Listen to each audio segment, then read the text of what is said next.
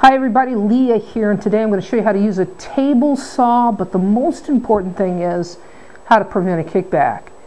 Good number of years ago, I was working with a master cabinet maker. He was the best, and was doing some techniques that were very, very risky.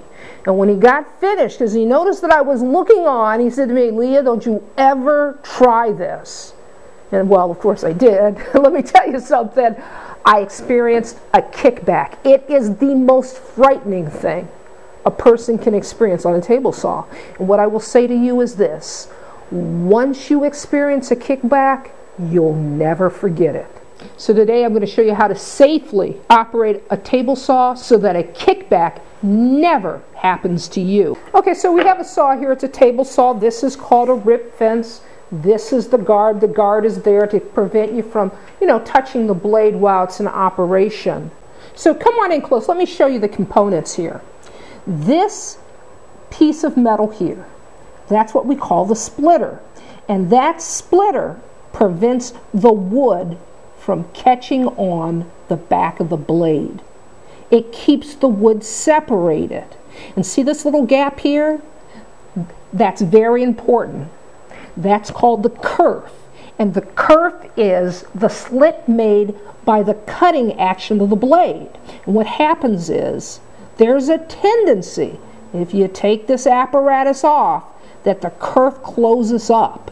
And as you push the wood through, the wood catches on the back of the blade. And that's what causes a kickback. This splitter here, it keeps the wood separated.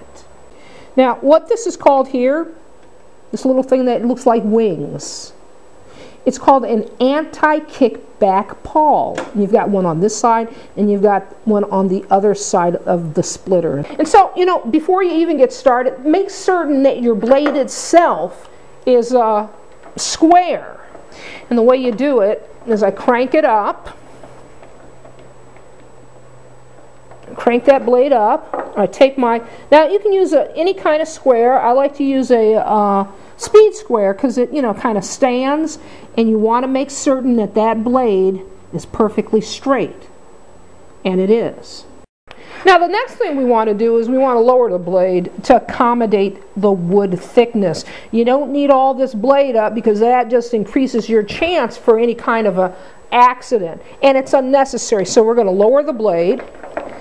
And you really want to lower the blade. No, you don't want any more than about 1/4 of an inch beyond the wood. Because again, it's going to cut down on any kind of accident. Alright? So that's perfect. Okay, so now what controls the height of the blade is this crank here. It raises it or it lowers it. So if I need to adjust the blade, the angle of the blade, I want to make that adjustment here at this knob. Now this rip fence, you can adjust it just by sliding it on the front rail here, and then once you get the distance from the blade to the rip fence, you just push down and it clamps in place. So no matter how tempted you may be, or how often you may see other people remove the guard and the anti-kickback components of their saw, don't ever do it. This stuff is on for a reason, and it's there to keep you safe. Don't remove it. You're going to want to wear ear protection because, a table saw gets really loud. And of course, you want to also wear your safety glasses. And then, of course, the last thing is, you want a push stick. Now, a push stick, you can buy a push stick or you can make one. I just decided to make one, and the purpose of a push stick is to make certain that your hands never get too close to the blade. It allows you to push the wood through with both hands. Okay, I'm going to do what's called a rip cut. And when you do a rip cut with a piece of wood, you always use your fence. Okay, so let me get started.